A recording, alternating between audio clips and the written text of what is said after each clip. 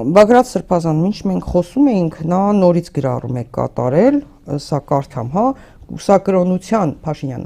Կուսակրոնության ուխտը խախտած բոլոր հոգևորականները պետք է հեռանան հոգևոր ծառայությունից, որևէ մեկի անձնական կյանքը որևէ մեկի գործը չէ, թե չէ իր գործն է, ընդհանրապես, բայց ժողովուրդը իրավունք ունի ունենալ եկեղեցի հոգևոր եւ բարոյական արժեքներ։ Իսկ մեր ժողովուրդը իրավունք չունի ունենալ նորմալ, հա, ոչ փողոցային, ոչ խուժանի վարքագծով ղեկավար։ Դուք ասեցիք արդեն պատասխանը տվեցիք։ Ինչ է ուզում կուսակրոնության, ինչ հարց է լուծում, այս շարունակությունն է, հա, ինչ որ մեկին իրանցից դեռ դուրս չեկած, երբ որ